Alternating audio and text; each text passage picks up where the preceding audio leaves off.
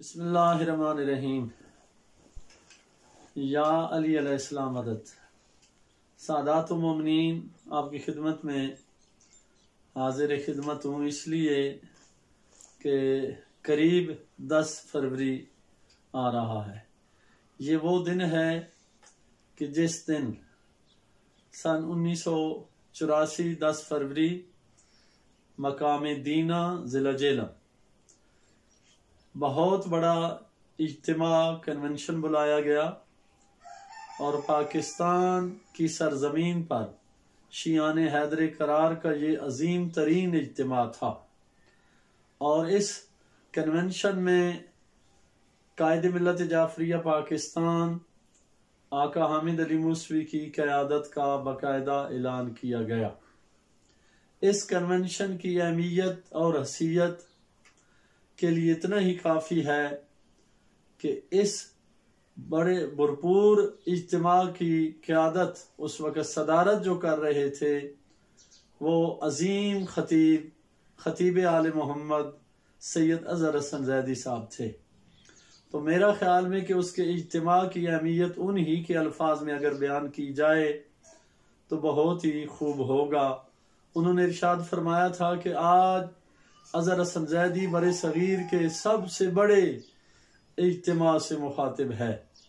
میں نے اس سے بڑا برِ صغیر میں کوئی اجتماع نہیں دیکھا۔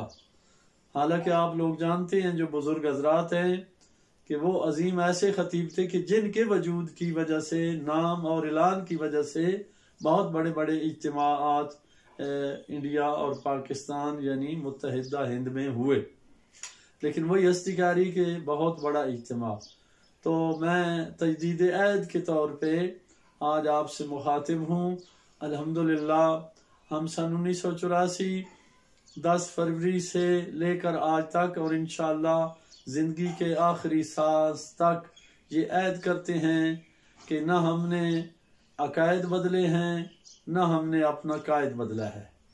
ہم اول بھی ہمارا یہی نعرہ تھا، اللہ واحد موسوی قائد، جب تک سورج چاند رہے گا موسوی تیرا نام رہے گا، ملت پر احسان رہے گا موسوی تیرا نام رہے گا۔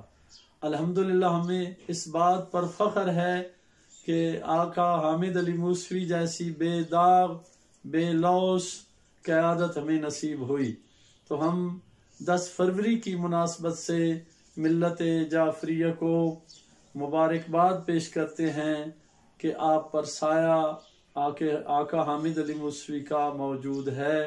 اللہ کی بارگاہ میں ہم ملتمس ہیں کہ میرے اللہ تعالی ظہور مہدی علیہ السلام ہمیں اس قیادت کا سایہ نصیب فرما، آغا جی سرکار کی زندگی دراز فرما، آقا حامد علی موسوی کو صحت کاملہ و عاجلہ عطا فرما، اور ہمیں ان کی قیادت میں دینی خدمات کی توفیق عطا فرما۔